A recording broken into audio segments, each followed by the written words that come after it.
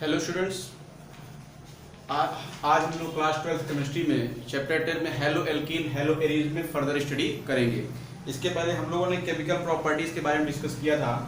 आज उसमें हम लोगों ने SN1 रिएक्शन के बारे में डिस्कस किया था, SN सब्स्टिट्यूशन रिएक्शन के बारे में डिस्कस किया था, न्यूक्लियोफिलिक सब्स्टिट्यूशन रिएक्शन के बारे में डिस्कस किया गया था। आज हम लोग उसकी मैकेनिज्म देखेंगे। मीन्स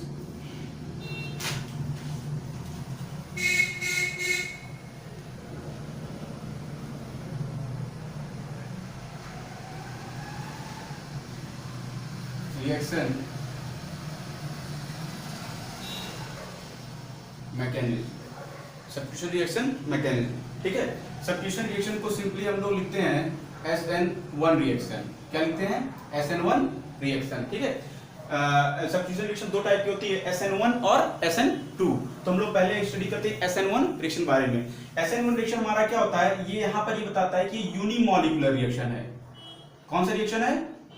यूनिमॉलिक्यूलर रिएक्शन है। मतलब इसमें एक ही मॉलिक्यूल एक ही मॉलिक्यूल आपका प्रोडक्ट का फॉर्मेशन करेगा। ठीक, और ये रिएक्शन है आपकी 2 स्टेप रिएक्शन। ये रिएक्शन कितने स्टेप की होती है? 2 स्टेप रिएक्शन। आइए देखते हैं कैसे। ठीक, सबसे पहले एक एग्जांपल ये ले लिया गया। ठीक, मान लीजिए आपने इथेन ले लिया। क्लोरोइथेन को अगर आप किसी भी उस न्यूक्लियोफाइल से रिएक्ट करवाते हैं, ठीक है, तो पहले इसमें होता क्या है, पहले ये दोनों जो ये इथाइल ग्रुप और क्लोरो ग्रुप, ये दोनों आपके हटेंगे और आपका कार्बोकेटायन का फॉर्मेशन होगा। SN1 रिएक्शन में सबसे पहले कार्बोकेटायन का फॉर्मेशन होता है। ठीक है, कार्बोकेटायन का फॉर्मेशन होने पर ये जो स्टेप होगा this is slow step reaction. दूसरा जो हमारा रहेगा, ये जो कार्बोकेटायन है,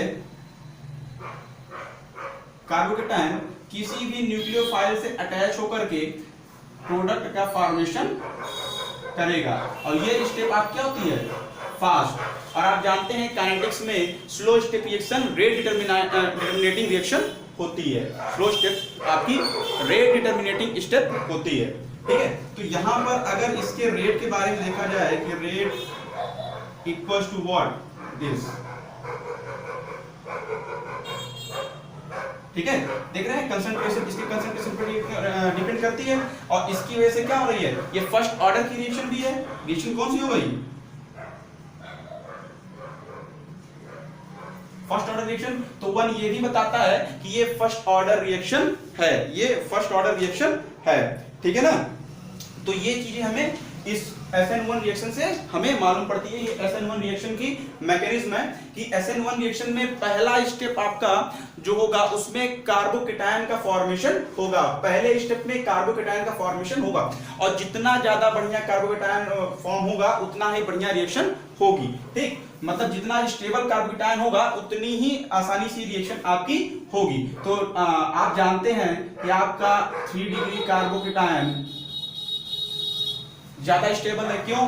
एल्काइल ग्रुप हाइपर कन्जुगेशन वजह से पॉजिटिव चार्ज क्या करते हैं? स्टेबलाइज करते हैं। ठीक है, सेकंड डिग्री इसमें केवल 2 एल्काइल ग्रुप है, जिसकी वजह से केवल ये दोनों ग्रुप इसको स्टेबलाइज करेंगे। इसमें 3 ग्रुप स्टेबलाइज करेंगे, जिसकी वजह से ज्यादा स्टेबल होगा। और 1 डिग्री में आप जानते हैं केवल एक एल्काइल ग्रुप होता है, जिसकी वजह से इसकी रिएक्टिविटी सबसे कम होती है। इसकी रिएक्टिविटी सबसे कम होती है। ठीक, तो अगर इसके SN1 रिएक्शन का ऑर्डर देखा जाए तो इसमें जो ऑर्डर आएगा वो क्या आएगा? 3 डिग्री, 2 डिग्री और 1 डिग्री कार्बोकेटायन का ऑर्डर होगा। पहले 3 डिग्री रिएक्ट करेगा। क्यों? 3 डिग्री से कार्बोकेटायन आसानी से बन जाता है। 3 डिग्री से कार्बोकेटायन आसानी से बन जाता है। 2 डिग्री से थोड़ा स्लो बनता है और 1 डिग्री से और कम और धीमे बनता है। ठीक, तो ये हमारा SN1 रिएक्शन के लिए था। ठीक, SN1 रिएक्शन के लिए था। आइए SN2 रिएक्शन में देखिए।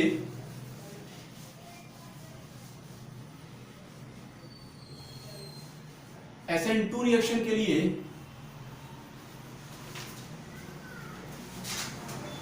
SN2 रिएक्शन यहां पर 2 है, तो यहां पर बाई मॉलिक्यूलर रिएक्शन मींस ये इसमें दो मॉलिक्यूल आपके रिएक्ट करेंगे, ठीक है, और ये वन स्टेप रिएक्शन होगी। कौन सी रिएक्शन होगी? One step reaction. देखिए इसमें होता क्या है, अगर आपने मान लिया क्लोरोइथेन इसमें भी लिया और आपने कोई ग्रुप आपने ले लिया, जैसे ये न्यूक्लियोफाइल आपने ले लिया, ये अटैक करेगा, तो जैसे ये अटैक करेगा तो आपका एक अनस्टेबल इंटरमीडिएट बन जाता है। क्यों? ये बॉन्ड आसानी से टूट नहीं रहा है, ये यहां पर अटैक करेगा, ठीक है, तो पार्शियली ये बॉन्ड ब्रेक होगा और पार्शियली इसके साथ बॉन्ड बनेगा, जिसकी वजह से एक इंटरमीडिएट का फॉर्मेशन होता है।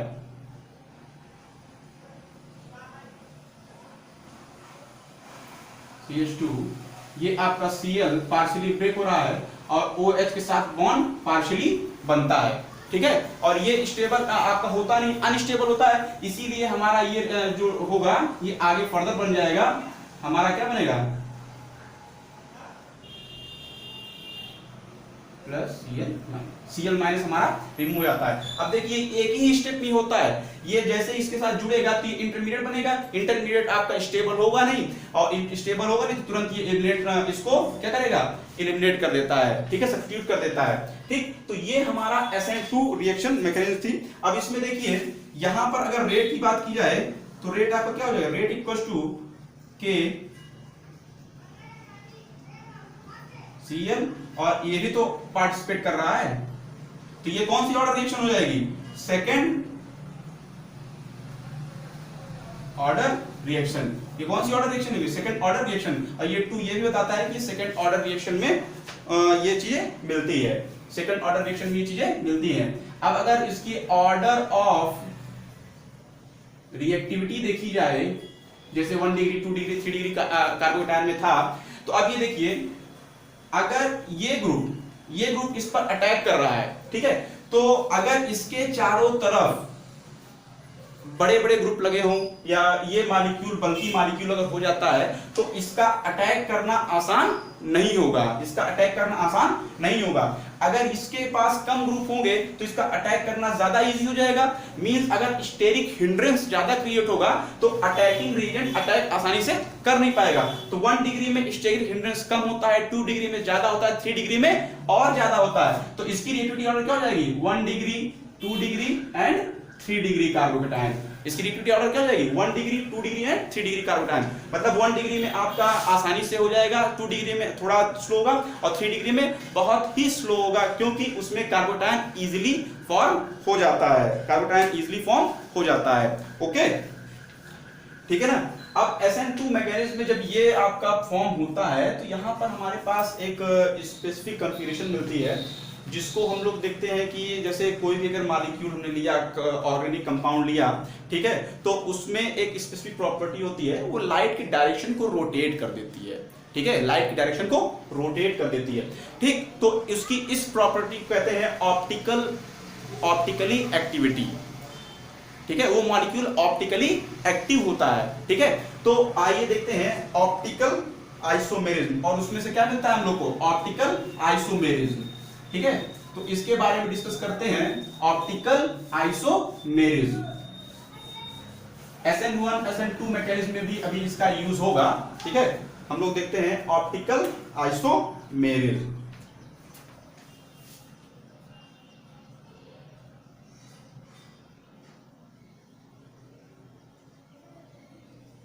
ऑप्टिकल आइसोमेरिज्म, ठीक है। ऑप्टिकल आइसोमेरिज्म होता क्या है? Rotate the plane of polarized light towards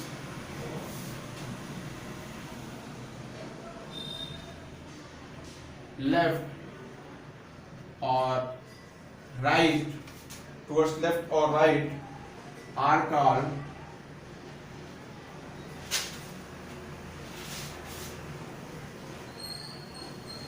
optically active, ठीक है। तो वो मॉलिक्यूल जो प्लेन पोलराइज लाइट को लेफ्ट या राइट में क्या करती हैं, पोलराइज कर देती हैं, कह सकते हो कि उनका डायरेक्शन चेंज कर देती हैं, तो उनको हम लोग कहते हैं ऑप्टिकली एक्टिव मॉलिक्यूल। ठीक है, ऑप्टिकली एक्टिव मॉलिक्यूल। अब देखिए इसको आसानी समझने के लिए, अगर आपकी कोई भी लाइट रहती है तो आप जानते हैं मल्टी डायरेक्शनल लाइट ट्रेवल करती है, हर एक डायरेक्शन में वो मूव करती है। कोई का सोर्स है तो उसको अगर रखा जाए तो उसमें चारों तरफ लाइट का ट्रेवलिंग होगा। ठीक है, लेकिन अगर इसके सामने एक स्पेसिफिक कंपाउंड निकोल प्रिज्म रख दिया जाए तो ये लाइट को यूनिक डायरेक्शन में क्या करती है, पोलराइज कर देती है। ये लाइट को यूनिक डायरेक्शन में पोलराइज कर देती है। ठीक है, अब अगर प्लेन ये निकोल प्रिज्म के बाद अगर मान लीजिए हमने अपना ऑर्गेनिक कंपाउंड का सैंपल रखा और हमारा ऑर्गेनिक कंपाउंड इस प्लेन पोलराइज लाइट को राइट साइड में क्या करे, पोलराइज कर दे, क्या करे, लाइट राइट साइड में उसको उसका डायरेक्शन मूव कर दे। ठीक है, तो हमारे तो उस वो मॉलिक्यूल हमारा क्या होगा, ऑप्टिकली एक्टिव। और उसको हम लोग देखते हैं कि अगर राइट साइड में होता है, अगर राइट साइड में पोलराइजेशन होता है तो उसको कहा जाता है डेक्स्ट्रोरोटेटरी।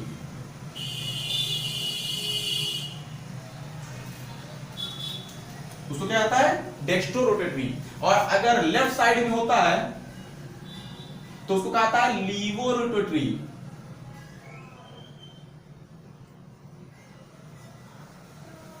क्या आता है, लीवोरोटेटरी।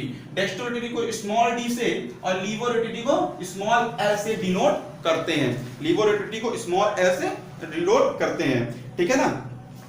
अब कौन से ऐसे मॉलिक्यूल होंगे जो कि ऑप्टिकली एक्टिव होंगे, कौन से ऐसे मॉलिक्यूल हैं जो ऑप्टिकली एक्टिव होंगे, तो उसके लिए हमको कंपाउंड जो हमारे होंगे वो वही कंपाउंड ऑप्टिकली एक्टिव होंगे जिनके पास कायरल कार्बन मिलता है, जिनके पास कायरल कार्बन मिलता है। अब कायरल कार्बन क्या होता है, ऐसा कार्बन जिसकी चारों वैलेंसी डिफरेंट एलिमेंट्स या मॉलिक्यूल सेटिस्फाई कर रहे हो, मतलब उसके चारों बॉन्ड अलग अलग मॉलिक्यूल से जुड़े हो, अलग अलग एलिमेंट से जुड़े हो, तो उनको हम लोग कहते हैं कायरल कार्बन। उनको क्या कहते हैं हम लोग, कायरल कार्बन। ठीक है, उन्हें क्या कहेंगे हम लोग, कायरल कार्बन। उन्हें क्या कहता है, कायरल कार्बन। ठीक है ना, उन्हें क्या कहेंगे हम लोग, कायरल कार्बन। ठीक है, और कायरल कार्बन सबसे बड़ी प्रॉपर्टी ऑप्टिकली एक्टिव की होती है कि अगर कोई भी मॉलिक्यूल है उसका मिरर इमेज लिया जाए तो उसका मिरर इमेज उससे नॉन सुपर इम्पोजिबल होना चाहिए। नॉन सुपर इम्पोजिबल मतलब अगर आप मिरर रखे हुए हैं तो मिरर के अगर आपका मिरर सामने है, ठीक है, तो उसका अगर उस मिरर के इमेज के ऊपर आप ओरिजिनल प्रिंट रखें तो वो दोनों सुपर इम्पोज नहीं हो।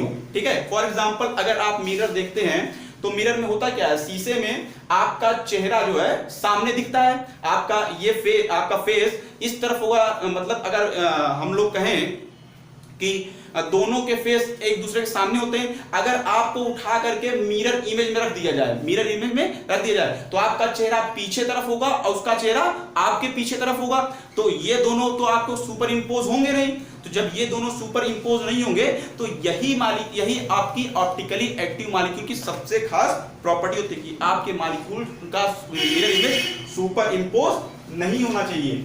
एक सिंपल एग्जांपल है कि सुपर इम्पोजिबल मिरर क्या नहीं, सुपर इम्पोजिबल मिरर इमेज क्या नहीं होंगे।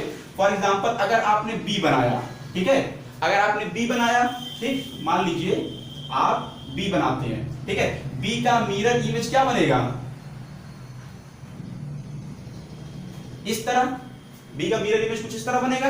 अब इसको उठा के अगर इसके ऊपर रख दिया जाए तो क्या ये सुपर इम्पोज करेगा, क्या ये इसका हर एक जो हर एक डायरेक्शन है इसमें आएगा, ये जो कर्विकल होगा वो इस तरफ आएगा, लाइन जो है वो इस तरफ आएगी, मतलब सुपर इंपोज नहीं हो रहा है। हर एक बॉन्ड के ऊपर नहीं आ रहा, हर मॉलिक्यूल के ऊपर नहीं आ रहा। इसका मतलब ये दोनों सुपर इंपोज नहीं हो रहे हैं, ये दोनों सुपर इंपोज नहीं हो रहे हैं। ठीक है, अगर मान लीजिए आपने ऐसे अपना चेहरा रखा है, आपका चेहरा क्या हुआ, ऐसे बन रहा है। आप इधर जब मिरर में देखेंगे तो आपका चेहरा कैसे बनेगा, ऐसे बनेगा, ठीक है। अब इसको उठा के इधर रख दिया जाए तो आप तो इधर देख रहे हैं लेकिन आपका इमेज क्या है, इधर देख रहा है, जिसकी वजह से आप दोनों सुपर इंपोज नहीं होते। तो ह्यूमन का मिरर इमेज कभी भी सुपर इंपोज नहीं होता, कभी भी सुपर इंपोज नहीं होता है, ठीक है ना। तो जो भी मॉलिक्यूल ऑप्टिकली एक्टिव होगा उसका मिरर इमेज सुपर इंपोज नहीं होगा, उसका मिरर इमेज सुपर इंपोज नहीं होगा, ठीक। और उसका जो कार्बन है वो कायरल कार्बन कहलाएगा। कायरल कार्बन के लिए भी मैंने कहा था, मान लीजिए आपका ये H है, ये Cl है, ये Br है, ये I है, चारों एटम अलग अलग हैं, ठीक है। तो ये आपका कार्बन क्या हो जाएगा, this carbon is known as chiral carbon. ये कार्बन क्या होगा, ये कार्बन आपका कायरल कार्बन होगा, ठीक है। और कायरल कार्बन ही आप क्या होता है, ऑप्टिकली एक्टिव। कायरल कार्बन ही आप क्या होता है, ऑप्टिकली एक्टिव, ठीक है। सिंपली हमारे पास एक मॉलिक्यूल है, अगर मान लीजिए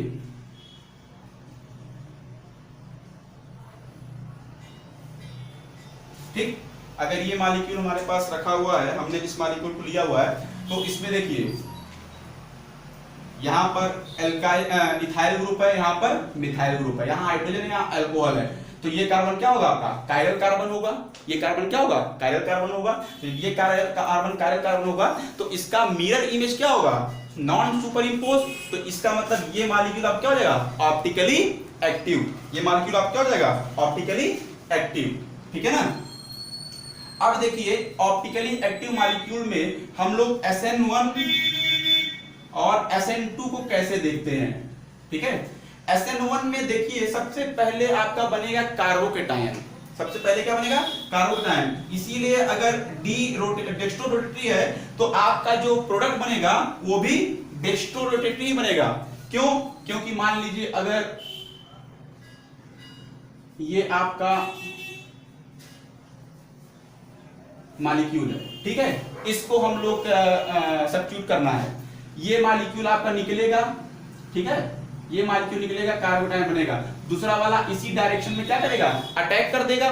तो जिस तरफ से ये निकला है उसी तरफ से ना ये आया है, तो इसमें कहीं भी ये क्या नाम है, रोटेशन चेंज हो रहा है, नहीं हो रहा है, ठीक है। इसका कॉन्फ़िगरेशन कहीं भी चेंज नहीं हो रहा है। जिस तरफ से मॉलिक्यूल निकला है उसी तरफ से न्यूक्लियोफाइल अटैक किया हुआ है, उसी तरफ से न्यूक्लियोफाइल ऐड हुआ है। तो इसका मतलब क्या होगा कि अगर डेक्स्ट्रोरोटेटरी है तो वो मॉलिक्यूल भी, प्रोडक्ट भी क्या होगा, डेक्स्ट्रोरोटेटरी।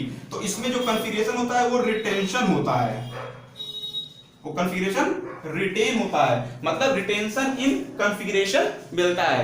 SN1 मैकेनिज्म में रिटेंशन इन कॉन्फ़िगरेशन मिलता है। अगर डेक्स्ट्रोरोटेटरी है तो प्रोडक्ट भी डेक्स्ट्रोरोटेटरी होता है। लेकिन अगर इसमें D है तो इसमें क्या हो जाएगा, L हो जाएगा। अगर डेक्स्ट्रोरोटेटरी मॉलिक्यूल है तो प्रोडक्ट लीवरोटेटरी हो जाता है। दूसरा, अगर डेक्स्ट्रोरोटेटरी है तो इसमें दोनों की कंडीशन बनेगी, मतलब L और D दोनों मिल सकते हैं, 50-50% दोनों मिल सकते हैं। इस कंडीशन में आप कहेंगे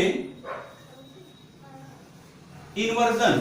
इस कंडीशन में क्या कहेंगे, इन्वर्जन। और इस कंडीशन में कहेंगे कि आपका प्रोडक्ट क्या है, रेसमिक मिक्सचर, ठीक है, रेसमिक मिक्सचर। और रेसमिक मिक्सचर ऑप्टिकली एक्टिव नहीं होता है, रेसमिक मिक्सचर ऑप्टिकली एक्टिव नहीं होता है, ठीक है ना। तो ये हमारा SN2 मैकेनिज्म में आपका इन्वर्जन होता है, SN1 मैकेनिज्म में आपका रिटेंशन इन कॉन्फ़िगरेशन रहता है। ये चीजें आप आसानी से याद रखिएगा, बहुत ही इंपॉर्टेंट है, ओके, ठीक है ना। तो ये हमारा मैकेनिज्म थी, SN1 मैकेनिज्म थी। अब हम लोग अपना रिएक्शन और आगे बढ़ते हैं, ठीक है।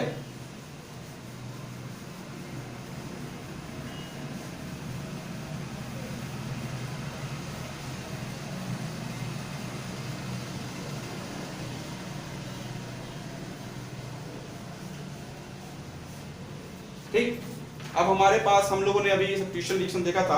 अब हमारा सेकंड टाइप का रिएक्शन है, वो रिएक्शन है elimination reaction.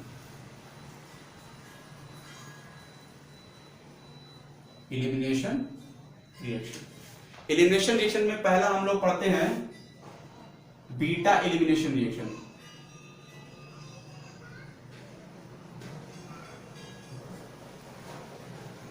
Beta elimination reaction, beta elimination reaction मतलब जैसे ये आपका कंपाउंड है,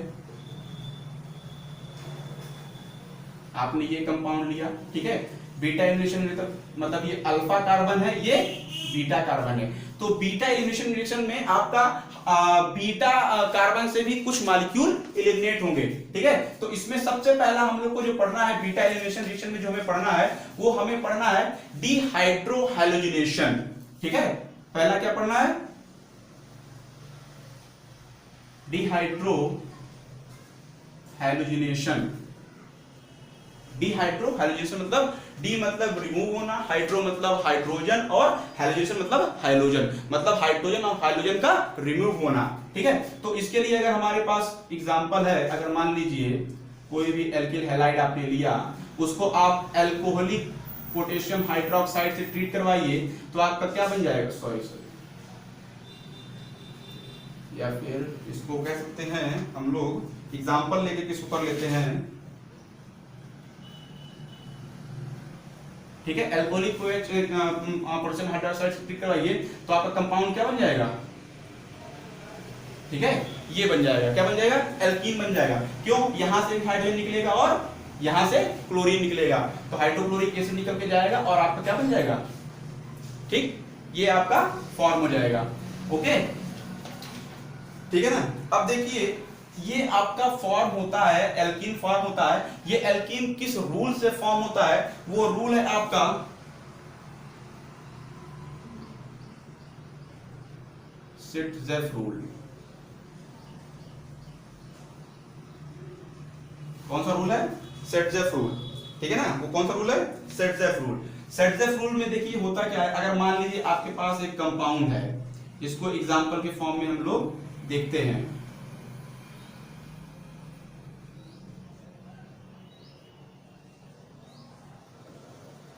ठीक है, ठीक। अब ये आपका अल्फा कार्बन हुआ, ये बीटा 2, इसको बीटा 1 मान लीजिए, ठीक है।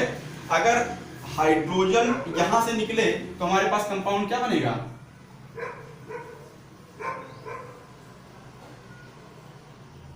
और अगर हाइड्रोजन, अगर बीटा हाइड्रोजन निकल रहा है और बीटा 1 और ये बीटा 2 निकल रहा है, तब हमारे पास क्या बनेगा? ये कंपाउंड बनेगा, ठीक है। लेकिन सिट्जेफ रूल ये कहता है कि अगर बीटा एलिमिनेशन रिएक्शन हो रही है तो मेजर कंपाउंड वो कंपाउंड बनेगा जिसमें alkene group more substituted alkyl group से, एल्किल ग्रुप से जुड़ा हो। मोर substituted alkyl group is more stable than less substituted. इसमें देखिए एक एल्किल ग्रुप इधर है, एक एल्किल ग्रुप इधर है। यहां पर देखिए केवल एक ही एल्किल ग्रुप एक तरफ है। इसका मतलब this is the major product, this is the major product. More alkyl group is more stable than less alkyl group substituted alkene, ठीक है। तो इससे हमारे पास एक चीज रहता है कि R2, ये हमारा देखिए इससे भी alkyl group, 2 alkyl group जुड़े हैं, इससे भी 2, ये हमारा ज्यादा स्टेबल बनेगा, ठीक है। ये अगर आपका ये हो गया, इसमें 3 alkyl group हैं, ठीक है, इसमें 2 एल्किल ग्रुप है। जैसे जैसे number of alkyl group double bond के पास से हटते हैं, वैसे वैसे यील्ड भी क्या होती है, प्रोडक्ट की यील्ड क्या होती है? कम होती जाती है। इसकी सबसे ज्यादा यील्ड होगी, फिर इसकी होगी, फिर इसकी होगी, ठीक है। तो more substituted alkyl group, more substituted alkene is more stable than less substituted alkene. Alkene Saytzeff rule क्या बताता है? कंपाउंड वो बनेगा जिसके एल्कीन के दोनों तरफ ज्यादा से ज्यादा एल्किल ग्रुप जुड़े हों, ठीक है। तो कंपाउंड हमारा क्या बनेगा? ये बनेगा। This is the major product, this is the minor product, this is major product and this is minor product. Okay, Saytzeff rule आपका यही बताता है, ठीक।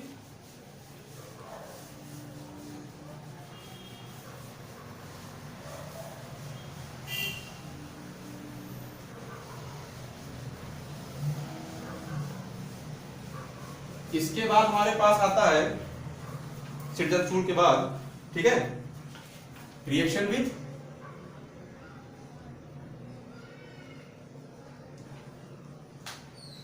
Active metal. Reaction with active metal, ठीक है, रिएक्शन विद एक्टिव मेटल। तो reaction with active metal में आपका पहला है reaction with magnesium, reaction with magnesium. अगर कोई भी एल्किल हैलाइड है, इसको ड्राई ईथर के प्रेजेंट में इसको मैग्नीशियम से ट्रीट करवाया जाए in the presence of dry ether, ठीक है, तो हमारे पास एक स्पेसिफिक रीजन बन जाता है, क्या? Grignard reagent. इसको क्या कहेंगे हम लोग? Grignard reagent. क्या कहेंगे? Grignard reagent.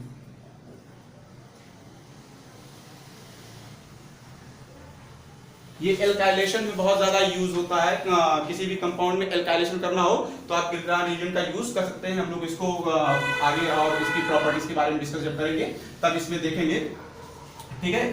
तो एक एग्जांपल अगर ले लीजिए, CH3Cl प्लस Mg और ड्राई ईथर यूज किया गया है, तो हमारे पास क्या बन जाएगा?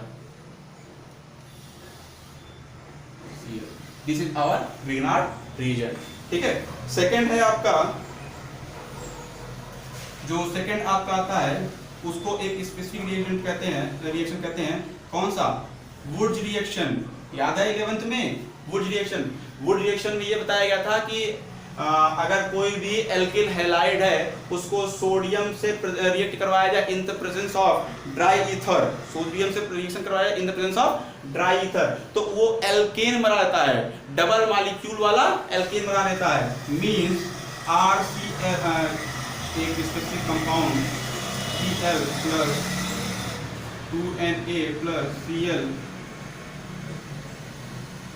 CH3, ठीक है, इसको किसमें यूज किया गया है? क्या किया गया है? ड्राई ईथर, ठीक है। तो हमारे पास क्या निकलेगा? ये पूरा निकल जाएगा, CH3 जुड़ जाएगा, क्या बन जाएगा? एल्केन प्लस 2NaCl, ठीक है। तो हमारा क्या बन जाएगा? एल्केन। अब यहाँ पर एक मॉलिक्यूल है, यहाँ पर एक मॉलिक्यूल, दोनों मिलकर के डबल नंबर ऑफ कार्बन वाले एल्केन बना लेते हैं। इसको 11th में बहुत ही अच्छी तरीके से बताया गया था, ठीक है, 11th में बहुत अच्छी तरीके से बताया गया था, ठीक है। वुड्स रिएक्शन को 11th में अच्छी तरीके से बताया गया था, ठीक। आप देखिए इसके बाद जो आपका होता है वो है रिएक्शन आपका रिडक्शन। कुछ मेटल होते हैं जो कि रिड्यूस करते हैं। अगर मान लीजिए आपके पास Cl है, इसको आप हाइड्रोजन से ट्रीट करवाइए in the presence of platinum, palladium और निकेल, तो आपका ये किसमें कन्वर्ट हो जाएगा? ठीक है, ये एल्केन में कन्वर्ट हो जाएगा, ठीक है। दिस इज नोन एज, चाहे आप इसको यूज करिए चाहे इसको, ये आपका क्या हो जाएगा? एल्केन में कन्वर्ट हो जाएगा, ठीक। इसको हाइड्रोजनेशन रिएक्शन भी कहते हैं, इसको कहेंगे हाइड्रोजनेशन रिएक्शन भी कहा जाता है, ठीक है। यहाँ पर क्या हुआ? HCl निकल जाएगा और यहाँ पर क्या बन जाएगा? एल्केन बन जाएगा। उसके बाद आपका जो तीसरा है, ठीक है ना, जो आपका रिडक्शन में है, रिएक्शन में जो आपका दूसरा है, रिडक्शन में आपका दूसरा रिड्यूस करता है जिंक और कॉपर कपल, ठीक है, जिंक एंड कॉपर कपल। अगर कोई भी एल्किल हैलाइड है, अगर वो नेसेंट हाइड्रोजन के साथ ट्रीट कर रहा है in the presence of zinc and copper couple, ठीक है, तो ये किसमें कन्वर्ट हो जाएगा? एल्केन में। किसमें कन्वर्ट हो जाएगा? एल्केन में। बहुत ही ध्यान से देखिएगा, ये बहुत ही इंपॉर्टेंट है। तीसरा, अगर कोई भी alkyl halide HI in red phosphorus, reduction with HI in red phosphorus, ठीक है ना। अब अगर कोई भी एल्किल हैलाइड है,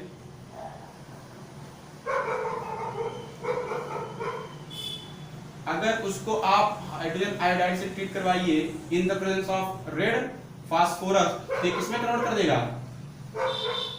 एल्केन में, और आयोडीन आपकी लिबरेट हो जाएगी, तो ये रिएक्शन भी आपका क्या होता है? रिडक्शन में। ये 3 रिडक्शन के रिएक्शन होते हैं, इनको बहुत अच्छी तरीके से याद रखिएगा। और लास्ट में जो आपका आता है, आपका रीअरेंजमेंट। कुछ ऐसे भी एलिमेंट्स कंपाउंड होते हैं जो कि रीअरेंज कर देते हैं। लास्ट में जो आपका आएगा वो